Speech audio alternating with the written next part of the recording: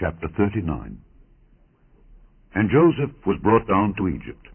And Potiphar, an officer of Pharaoh, captain of the guard, an Egyptian, bought him of the hands of the Ishmaelites which had brought him down thither. And the Lord was with Joseph, and he was a prosperous man, and he was in the house of his master the Egyptian. And his master saw that the Lord was with him, and that the Lord made all that he did to prosper in his hand. And Joseph found grace in his sight, and he served him.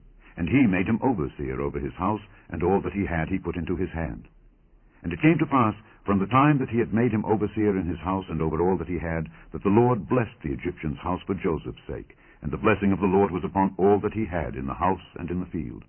And he left all that he had in Joseph's hand, and he knew not aught he had, save the bread which he did eat. And Joseph was a goodly person, and well favored.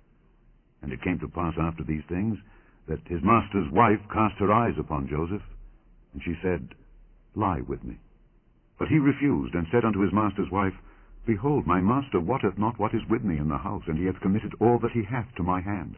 There is none greater in this house than I, neither hath he kept back anything from me, but thee, because thou art his wife. How then can I do this great wickedness, and sin against God?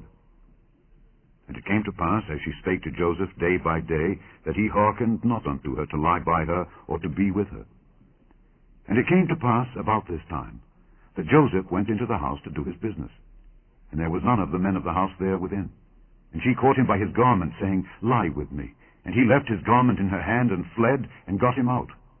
And it came to pass, when she saw that he had left his garment in her hand, and was fled forth, that she called unto the men of her house, and spake unto them, saying, See, he hath brought in an Hebrew unto us to mock us. He came in unto me to lie with me. And I cried with a loud voice. And it came to pass, when he heard that I lifted up my voice, and cried, that he left his garment with me, and fled, and got him out.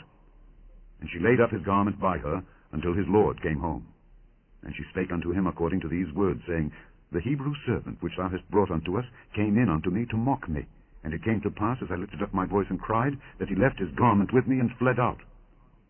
And it came to pass, when his master heard the words of his wife which she spake unto him, saying, After this manner did thy servant to me, that his wrath was kindled. And Joseph's master took him, and put him into the prison, a place where the king's prisoners were bound, and he was there in the prison. But the Lord was with Joseph, and showed him mercy, and gave him favor in the sight of the keeper of the prison. And the keeper of the prison committed to Joseph's hand all the prisoners that were in the prison, and whatsoever they did there, he was the doer of it. The keeper of the prison looked not to anything that was under his hand, because the Lord was with him, and that which he did, the Lord made it to prosper.